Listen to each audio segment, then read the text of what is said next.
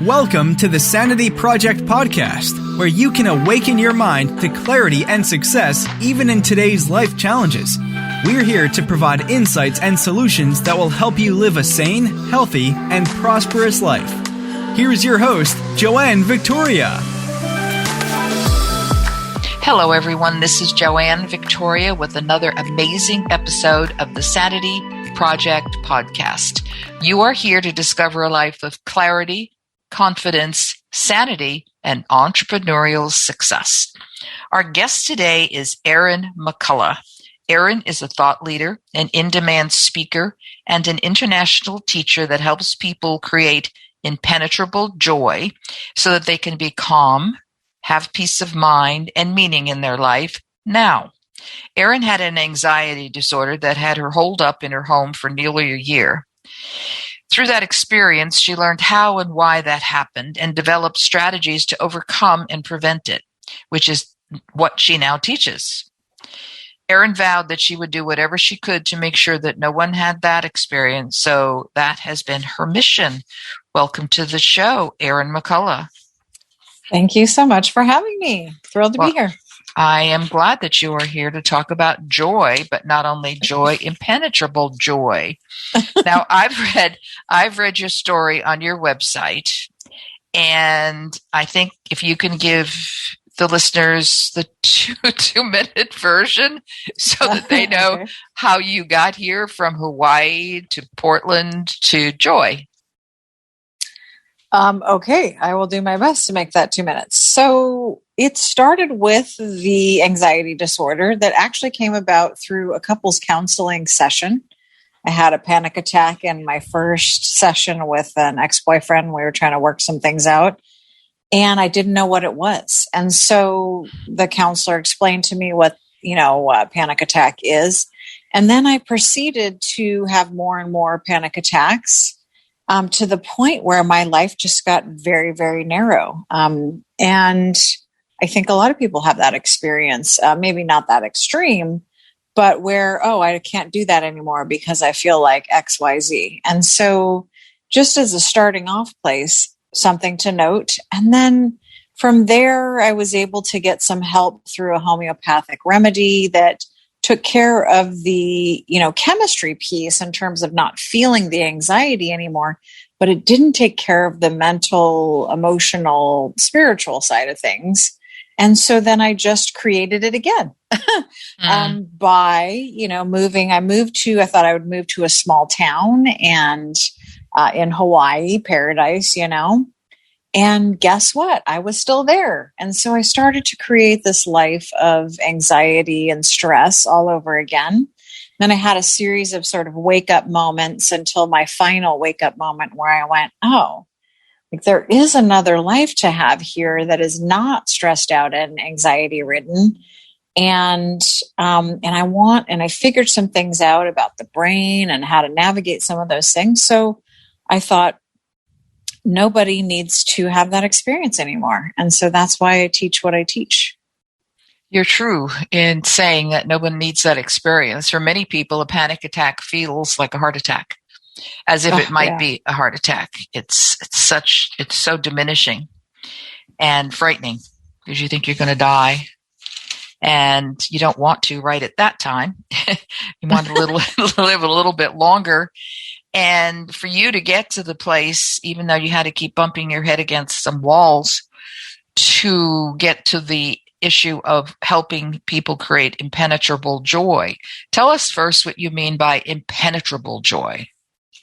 So impenetrable joy really is the experience that you're no longer beholden to or at the mercy of people or circumstances to dictate whether you have a good day or a bad day, or for that matter, a good life or a bad life. And so it stops this roller coaster ride of events like this happened, I'm going to be upset now. And it gets you to a place of stillness, calm, peace of mind. And in that space, you can create meaning and purpose in your life. Does that make sense? It does. But I think for some of our listeners, they might need to know the distinction between joy and happiness.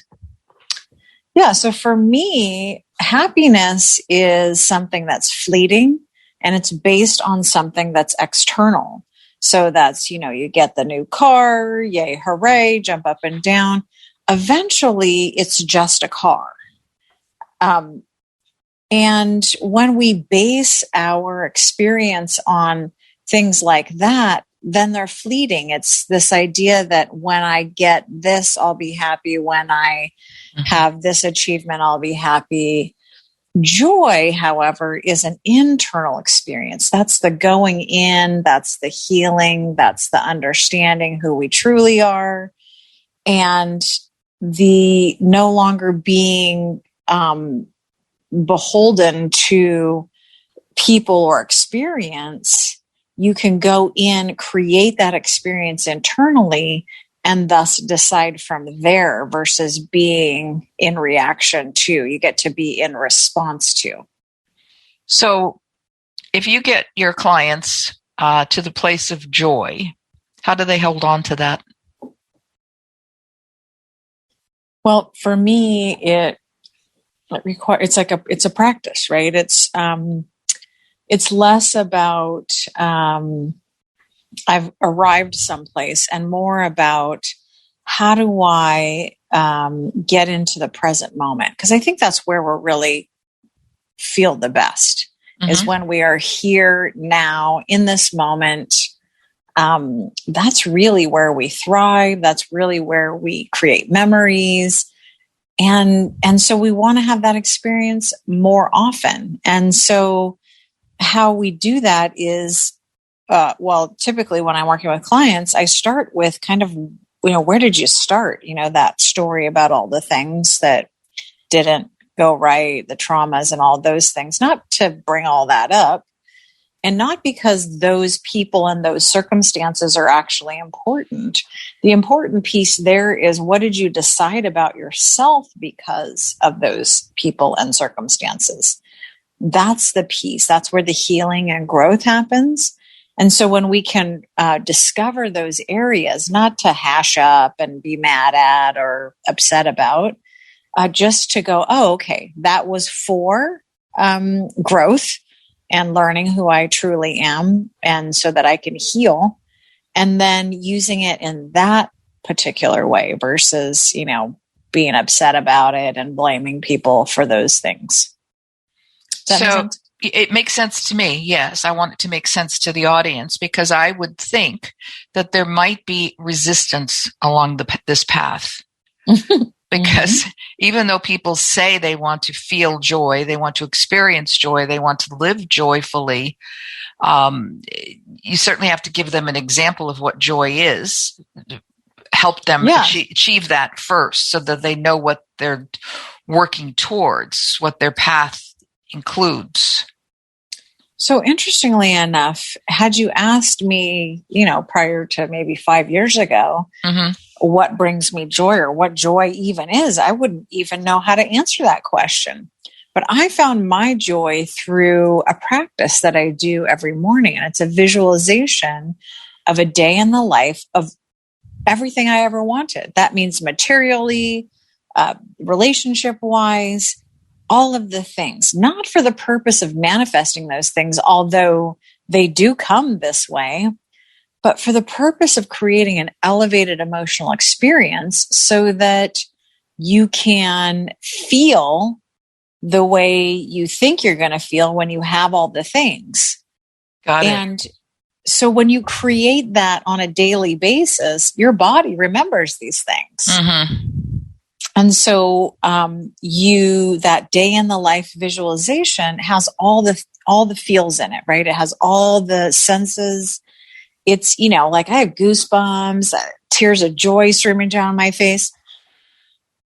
And when you create that elevated emotional experience and you refer back to it when things aren't going exactly how you like, then you begin to train your brain to kind of go, oh, you mean I don't have to go down this rabbit hole of all the things that aren't working out? I can go back to this elevated emotional experience and sit in that and then shift back and focus on, going in the direction that I want. Yeah, that's exactly the thing. And the other piece is that we want what we want because of what we think, or because of how we think we're going to feel when we have all the things. And you can create that feel now. You don't have to wait until you have all the things. And when you trick your brain and your body into being in that experience, guess what gets created? That experience over and over again, intentionally though. I imagine your clients, when they use this process to feel the experience, create the experience, and then feel it, certainly for the first time, but maybe after a few weeks or a month, are quite amazed, energized, and grateful. Yeah, I think just recognizing that I think most people's experience is this idea that we can control all the things, right? People, right. Circumstances. And there's also this, my definition of anxiety is feeling like you want to control all these things, and then the unconscious or the subconscious recognition that you cannot. And that's where these low-level experiences like anxiety and depression and stress and overwhelm, worry, all that comes from that. And when we recognize that the thing that we can control is us and the experience we're having, and whether we're reacting to or responding to people or circumstances, then that's a game changer, because then you don't have to do the roller coaster ride of things. You don't have to react and go, oh, this person, you get to take a responsible stance versus a victim stance. Yes. So you're, rather than saying, oh, that person or that circumstance made me feel this way, you, from a responsible place, would say, this circumstance or person has said or done these things. I feel this way. Why do I feel this way? And you can approach it with wonder and curiosity versus, pointing the finger and feeling as though that has some merit, because it really does nothing to say, oh, that, other than empower somebody else to run your life, Mm-hmm. Yeah. This blame gives you the reins. It's like, oh, instead of me saying you did this, I can say, I feel this way because of what you said. And the only person that can make me feel better about this is me and not the other person. So that takes the burden off of them and puts the empowerment in ourselves. So how much resistance do you get from people in the beginnings of this?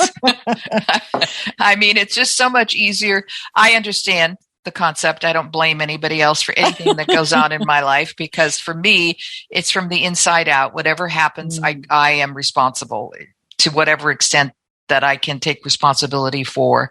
But not everybody feels that way or acts that way. They always say, oh, if you wouldn't have said that, if you shouldn't have done that, just seeing you makes me stressed out, this, that, and everything else.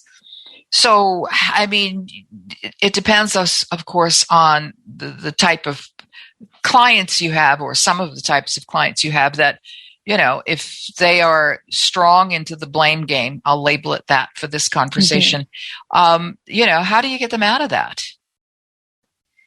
I'm not going to lie. There's definitely some resistance. I just had a client the other day. She's like, if you tell me this is my fault. And I said, gosh, where does that come from? But I understand where it comes from. It comes from, first of all, it's kind of not our fault. We weren't taught to think these ways. We are taught to point out the things that weren't working out. Versus, all the millions of things that are working out 100% in our favor. We spend a lot of time talking and discussing about the things that aren't working out. And yes. That's a form of resistance. And we are taught to be in resistance too, because of that whole control thing. Oh, I can control these things. We literally cannot control anybody or anything. And so once we can sort of get that through our thick heads, and mine was the thickest, trust me on this. That's why you teach it. Yeah, is because, oh, you mean I can actually have a different experience. And so it does take some time to kind of go through this different scenarios. I mean, I feel like I do have a very set, amount of things that I teach. And I often wonder, like, oh my gosh, people are going to work with me. They'll learn everything I know in a few weeks and be done with me. However, we're so close to ourselves, we can't really see what's actually going on. And so having somebody else sort of point out gently, oh, see, that's that thing again that is disguised as this other thing, but it's actually the same thing. Yeah. Yeah. It's like people, it's like people going through therapy for their entire lives and still not getting one step further ahead in their personal growth and understanding. Because we don't realize that one thing is just one thing. It's dressed itself up as, your significant other, your coworker, your family member, but it's actually the same thing. It's like picking boyfriends, girlfriends, whatever it might be. How come you're just like the other guy? And you have to look at the truth is there is only one. So your choices are the same because you're still dealing with only one issue. Yes. So I know we discussed briefly that happiness is fleeting and joy is lasting and hopefully impenetrable. And I love saying the word. The more I say it, the easier it becomes, impenetrable, because it's a very heavy word. It's a responsible word that you're putting in the title of your book. And I'm sure that, I don't know if you've done any marketing on it yet. I'm talking about the book that is yet to come out, which may be out by the time this episode is aired. It's called Impenetrable Joy, a guide to calm, peace of mind, and meaning, written by Erin McCullough. And have you done any advanced work marketing this book yet, or talking about it, or writing about it? I have not. I mean, it's the same, work that I do individually with people, that I also do in coursework. And, while, just like most things in life, while things seem to be very simple, not always easy, right? Correct. And so, no, I haven't done a whole lot of marketing yet, but I'm looking forward to that process, actually. Yeah, it's probably good to start before the book comes out, because depending upon who is interviewing you, the word impenetrable is going to bring up a lot of resistance with people because, first of all, you're dealing with joy, and joy is something that people it's not so much that they don't know it. They can't dismiss something they don't know. So they don't know what joy means and how important it is in your life, and how it's, on a list of qualities to have in your life, it is number one on anybody's list, anybody of value for sure. And happiness comes like, I don't know, whatever. I don't even know if it's on a list, but it's like 7th or 8th because, as you say, it's fleeting, oh, happy birthday. Okay. That's one day or one moment. It's like one moment of one day. You get a car, you lose 5 pounds, whatever it might be. You went to Florida, all of that stuff. That's fleeting. And I think fleeting is overrated. And I think people need to be exposed to the joy that you're able to share with them. So for the listeners, we have a few listeners here, I'm sure, who are concerned about wanting to be calm and have a peaceful mind. I talk a lot about the mind, and I have guests who talk a lot about the mind as well as the brain, which are not the same. What would you tell them to do? People who are blaming others for their lives, blaming others for what's going on in their daily life, because that is their go-to. I imagine they would have to look at what their go-to might be and, over a period of, a couple, 3 days going, oh, this is what I do. What does that say about me?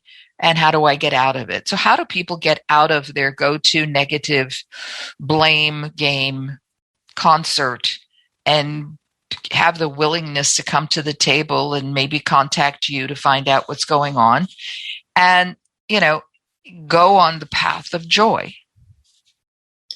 Yeah, I mean, there's several, there's a lot of strategies that I like to teach, but I always start with the two tenets that I think are the most important and the foundational piece to what I like to talk about, which is, the first being that, the dominant thoughts that you think are what create your reality. That's how powerful you are.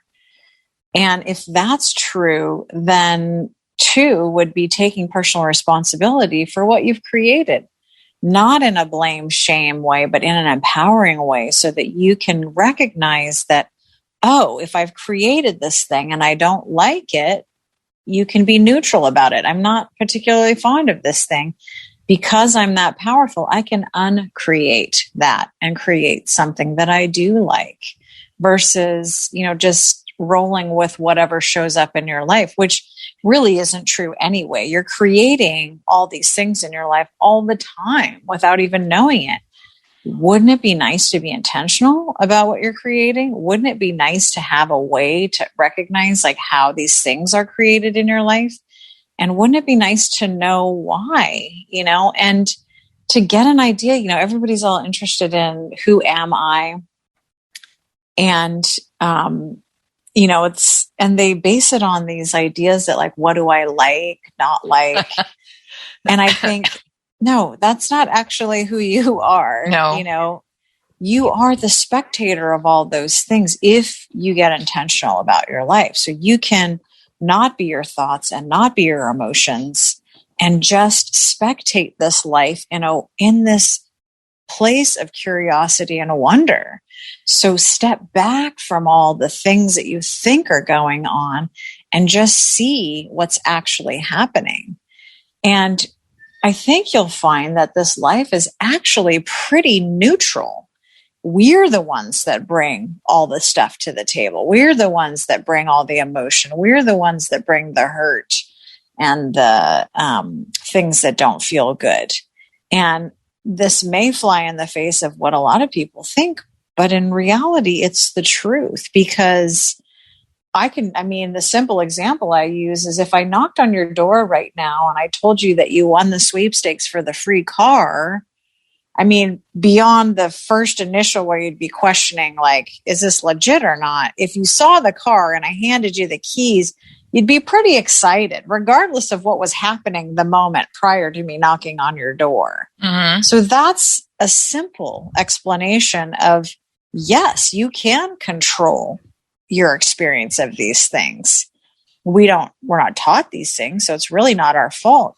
But now like, if I can knock on your door and you can change your experience like that, you can change your experience like that all on your own. You don't need me to knock on the door because it's not the car. It's you. You decided something about it. It's always us. That's what people have to understand. Yeah. And, in life, we're just an observer if we're smart, because there's no pain with being an observer. Well, you've given some great information, and I want to remind my audience, as I do on every podcast episode, get a pad and paper, re-listen to this podcast, and take notes. Because when you write something down with your pen or pencil in your hand, it enters your body in a different way than if you're putting it on a piece of paper on the internet. So just don't do that. You can change later, but right now, use your pad and pen. Okay, Erin, how do people find you? I think the best way to find me is on Instagram. My handle is at Erin, ErinMacLLC. I post videos with strategies and things to think about just about weekly. And I post, of course, inspirational memes and things like that for people to just think about and hopefully use in their life, because you can be in joy. I believe it is our birthright to be in joy almost exclusively. If you're not having that experience, then come see me, come see others, find your people that speak to you on a deep level, and get to really like finding some quality of life now. That's important, people. Those of you who are listening, good quality of life is vital. Otherwise, why are you here? I mean, seriously, why are you here? Are you here to suffer? Yes, we know that. If you're involved in Buddhism at all, but even those who aren't, get off the suffering binge, create some equanimity in your life, and experience impenetrable joy. Thank you, Erin. This has been wonderful. I'm sure the audience is going to really appreciate it, and I know I did. And I want to thank you for being here. Thank you so much for having me. It's really important to have these conversations. I totally, absolutely agree. Bye, everybody. Take care. I hope you enjoyed this episode of the Sanity Project podcast. Please go to AskJoanneVictoria.com to listen to more podcasts. Check out Joanne's coaching programs and get a free copy of her report, 5 Steps to Achieve Life-Work Harmony. That's AskJoanneVictoria.com. Take care, and thanks for being here.